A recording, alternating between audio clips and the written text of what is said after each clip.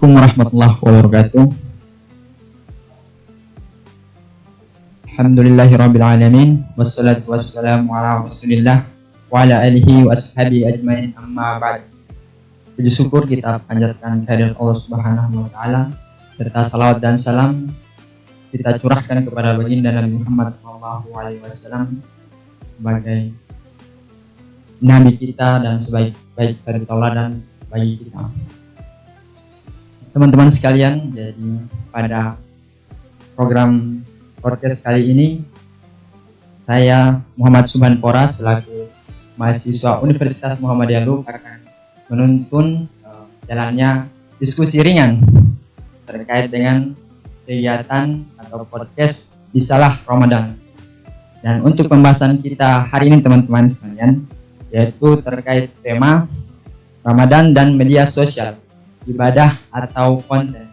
Nah, teman-teman sekalian, untuk pembahasan pada sore hari ini, lagi menunggu berbuka puasa, maka kita akan mengundang narasumber yang tepat dan khusus untuk membahas terkait masalah ini. Itu kita undang aja narasumber kita. Narasumber dengan Bapak Ustadz Suwandi.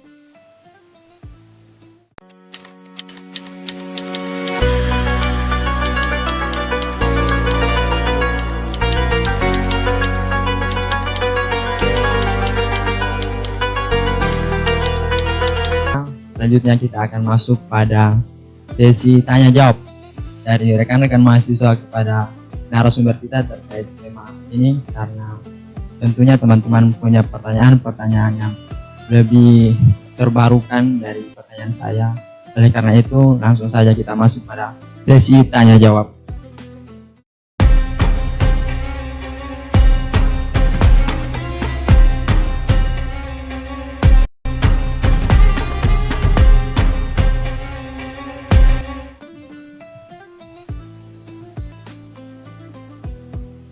Oke, baik sahabat Bisalah Ramadan, kita masuk pada sesi tanya jawab dari rekan-rekan mahasiswa.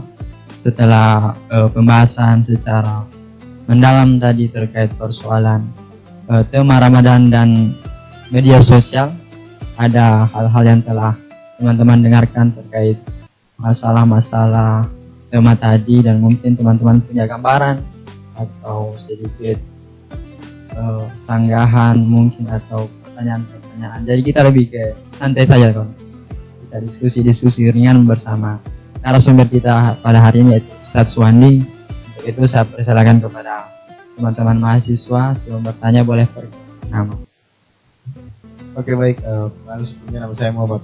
Saya ingin bertanya kepada Ustadz. Jadi begini Ustadz kan sudah hidup di ibaratkan dua zaman begitu, zaman sebelum ada media sosial dengan zaman setelah ada media sosial. Jadi menurut Ustadz itu dia lebih gampang menjaga hati dari riya zaman dulu sebelum ada media sosial apa di zaman sekarang, Ustadz?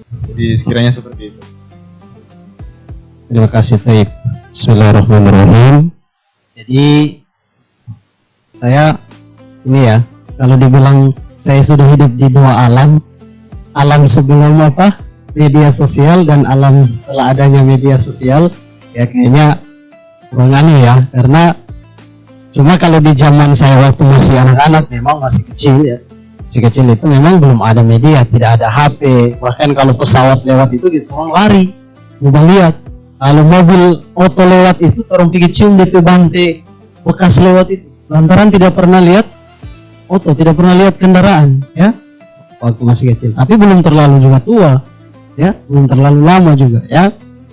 Jadi apa kira-kira indikasi riya antara di zaman sebelum ada media dan sesudah ada media ya? Itu apakah di zaman sebelum ada media itu tidak ada riya? Riya itu sudah ada ya. Riya itu tetangga saya namanya kan gitu ya. Jadi riya itu sudah ada, sifat itu sudah dimiliki oleh manusia. Sifat riya ini dimiliki oleh manusia.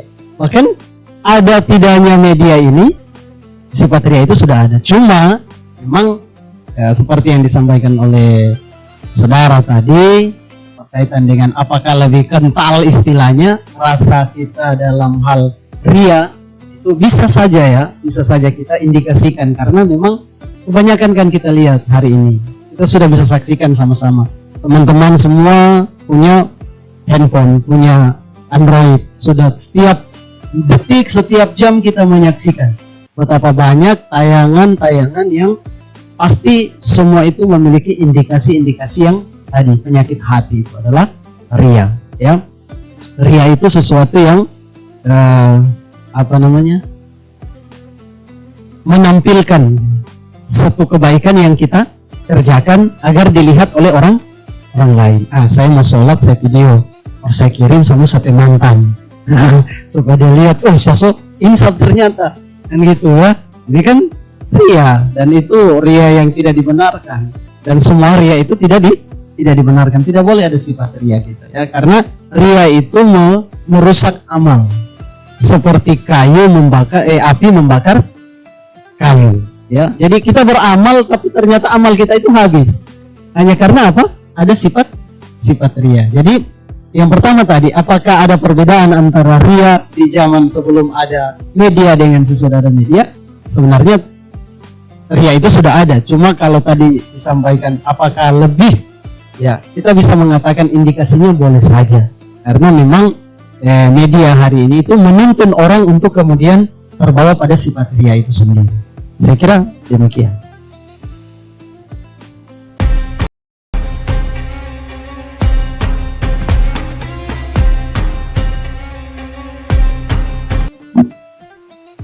Bismillah, sebelumnya perkenalkan nama saya Sita. Ingin bertanya kepada Ustadz, generasi sekarang lebih mudah tersentuh dakwah melalui konten singkat seperti di TikTok dan di Reels Instagram dibandingkan ceramah langsung di masjid. Apakah itu termasuk perkembangan yang baik? Baik. Bismillahirrahmanirrahim. Kita saksikan hari ini memang generasi muda kita itu lebih tertarik pada konten-konten dakwah itu di media sosial, karena pertama, konten di media sosial itu cenderung cepat, ya, tidak memakan waktu lama, kemudian bisa dilihat dimanapun, mau di kamar tidur bisa, di WC jangan, ya, di WC jangan, ya, kamar tidur bisa, bahkan di atas kendaraan bisa, di mana saja bisa kita menyaksikan konten-konten dakwah itu. Jadi itu memudahkan, ya. Apakah pertanyaannya tadi bagaimana, ya, dari sisi positif dan negatifnya, atau mana tadi? Iya. Pertanyaannya, termasuk perkembangan baik bagi generasi sekarang? Iya. Apakah itu bagian dari perkembangan baik generasi sekarang atau gimana, ya? Jadi kalau konten yang dia kerjakan itu, atau dia menonton sesuatu itu yang kemudian itu membawa fitrah kehidupan yang lebih baik, maka itu adalah sesuatu yang positif bagimu, ya. Dan tinggal tergantung apa yang dia mau lihat, ya, apa yang dia mau lihat di media itu, ya.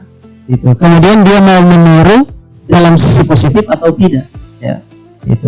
Kalau yang dia lihat itu kemudian membawa dia kepada sesuatu yang menjerumuskan dia kepada dosa dan maksiat, maka itu jelas tidak membawa manfaat, jelas membawa mudarat di dalam kehidupan seorang generasi muda. Apalagi kita mengharapkan bahwa rekan-rekan generasi muda ini, kata seorang ulama besar dari Mesir, Muhammad Shawki Baik, yang mengatakan Subhanallah Rizalul Murad, pemuda hari ini itu adalah pemimpin hari esok. Pemuda ini adalah estafet pelanjut, ya.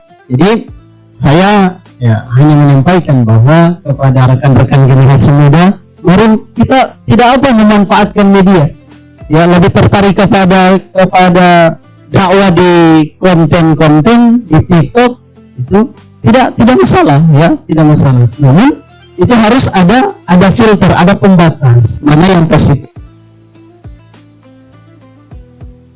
Yang parahnya itu buka konten dakwah hanya sedikit, lebih banyak ke konten-konten yang bersifat Kayak kalau cewek-cewek, kalau saya bilang kalau perempuan itu kan kalau menghadap kamera kan lebih suka kalau bukan bibir apalah ya, kebanyakan senyum, selfie dan lain sebagainya ya. Itu kan sesuatu yang saya tidak melarang, cuma ada batasan, ada fitrah kita sebagai seorang perempuan itu. Apalagi kalau generasi muda. Jadi kita lihat sisi positif dan negatifnya saja ya. Kemudian yang terakhir kembali kepada pribadi pemuda itu ya.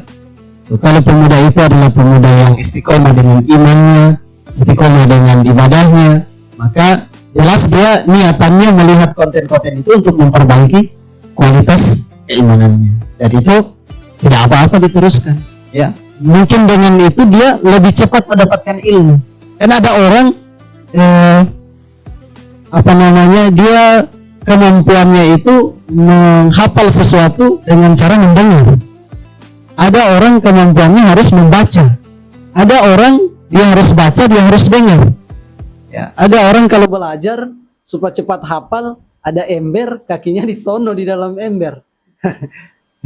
Itu rumus dulu ya. Saya ingat dulu kalau saya mau belajar waktu masih madrasah, masih di MTS, itu disarankan sama orang tua saya kalau mau belajar malam taruh loyang, ember, taruh air, isi kaki di dalam. Ternyata ada juga. Kita tidak ngantuk itu, tidak mengantuk. Karena apalagi taruh es batu di dalam.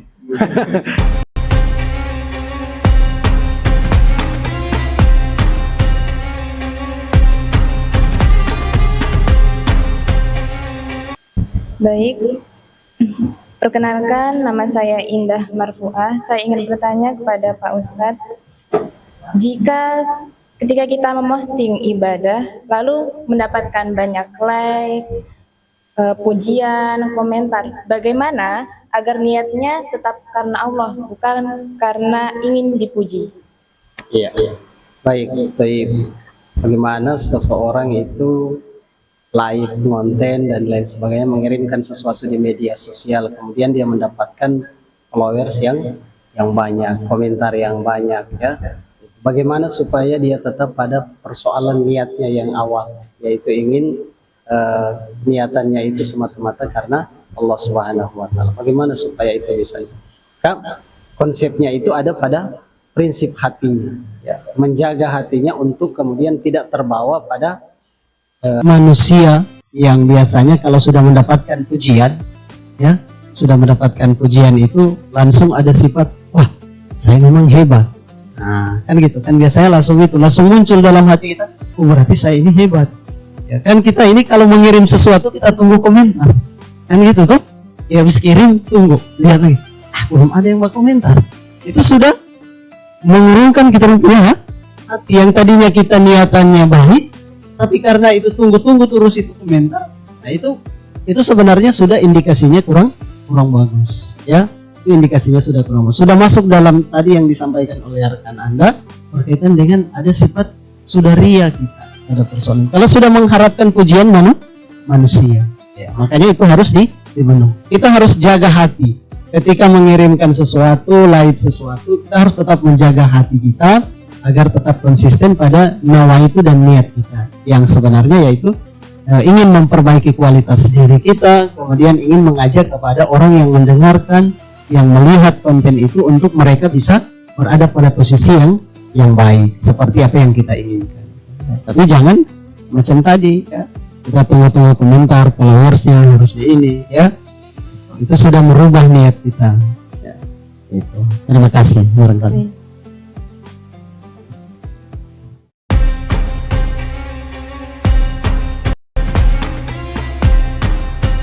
Assalamualaikum warahmatullahi wabarakatuh. Waalaikumsalam warahmatullahi wabarakatuh. Kenalkan, nama saya Fazil. Saya ingin bertanya sama Pak Ustadz, bagaimana cara kita menjadikan media sosial itu sebagai ladang pahala? Mungkin itu saja. Sekian, terima kasih. Iya, baik. Bismillahirrahmanirrahim. Bagaimana kita bisa menjadikan media sosial itu sebagai ladang pahala? Banyak ya. Banyak hal yang bisa kita manfaat yang cukup besar bagi kita untuk menjadikan media sosial itu sebagai ladang pahala kita ya gitu. Tapi harus diperhatikan item-itemnya. Yang pertama itu saya kembali tadi, niat itu yang pertama ya. Itu karena segala sesuatu yang kita kerjakan baik di media yang dilihat maupun yang tidak dilihat, muaranya pada niatan kita ya.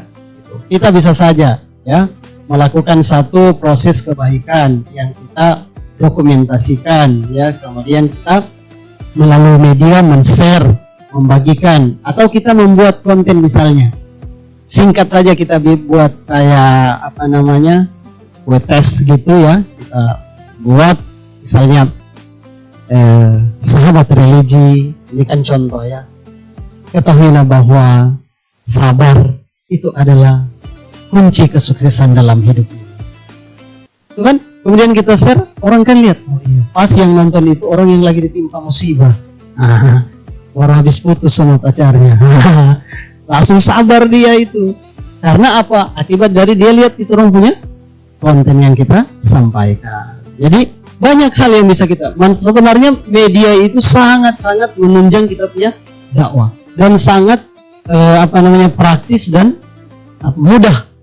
Itu mudah bagi kita untuk bisa membagikan kebaikan lewat media. Jadi saya sarankan ya, apalagi teman-teman mahasiswa sebagai generasi yang saat ini masih semangat ya, menguasai juga media ya, boleh melakukan dakwah melalui media ya. Dan itu harus, sekarang sudah zamannya ya, bukan lagi dulu HP punya suara cuma satu ya, tidak bisa berfoto ya. Orang saya masih kuliah lalu, saya punya HP itu, dia punya lettering itu cuma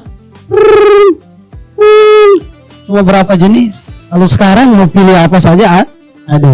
Jadi kita manfaatkan media. Jadi mari kita memanfaatkan media ini sebagai sarana dakwah kita ya, untuk memperbaiki keadaan umat, memperbaiki generasi ya. Kalau rekan-rekan generasi silakan ya, dengan semampunya kita sebagai generasi mengajak rekan-rekan generasi melalui media kita berposting, kirim ya, biarkan orang menanggapi, tapi niatan kita tadi jangan lihat terus itu komentar banyak sebenarnya, apalagi kasih lihat sama teman ya, lihat ini banyak sebenarnya, itu sudah merubah kita punya kualitas nih ya.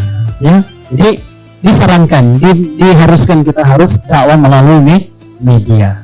Kita harus dakwah melalui media karena sekarang ini banyak konten-konten yang negatif, dan kita orang lawan lewat mana? Harus lawan lewat media. Tidak bisa orang lawan lewat luar media karena mereka bermain di dalam media. Maka dakwah kita juga untuk memerangi mereka lewat media juga. Saya kira demikian ya. Terima kasih.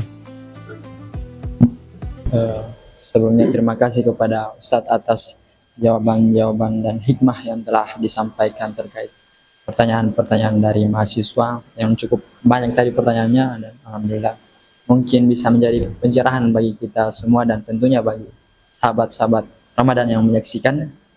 Untuk itu sebelum kita tutup, kesimpulan saya sebagai seorang host bahwasannya kita sebagai umat muslim memang tidak bisa menghindari yang namanya teknologi atau media sosial. Itu merupakan hal yang niscaya dan tidak bisa kita hindari, dan tentunya kita sebagai umat, sebagai orang-orang terpelajar, orang-orang terdidik, pastinya harus beradaptasi. Kalau tidak, kita akan menjadi manusia-manusia yang tertinggal. Apalagi sekarang kita sedang perang teknologi ya, dan kemampuan komunikasi, kemampuan dakwah, dan hal-hal kebaikan itu memiliki pengaruh yang cepat, pengaruh yang berdampak luar biasa dan luas. Dan ketika kita tidak menguasai teknologi, dan kita tidak akan mampu untuk mengubah apa yang menjadi tatanan kehidupan kita hari ini. Oleh karena itu, teknologi bagi umat Islam merupakan sebuah alat yang bisa menjadi ladang dakwah dan ladang perubahan jika dimanfaatkan dengan sebaik-baiknya. Dan telah Ustadz sampaikan bahwasannya hal yang pertama, hal yang mendasar dari kita dalam beramal, dalam kita untuk melakukan sesuatu agar tidak jatuh pada hal-hal yang tidak kita inginkan dan bertentangan dengan Al-Quran, maka kita harus membenturkan niat kita. Bagaimana para ulama mengatakan, memang niat itu merupakan hal yang utama sebelum kita melakukan sesuatu agar tidak terjerumus pada sesuatu yang buruk. Mungkin itu saja yang bisa saya sampaikan kepada teman-teman sahabat Bisalah Ramadan. Untuk itu sekian podcast dari kami. Wassalamualaikum warahmatullahi wabarakatuh. Waalaikumsalam warahmatullahi wabarakatuh. Allah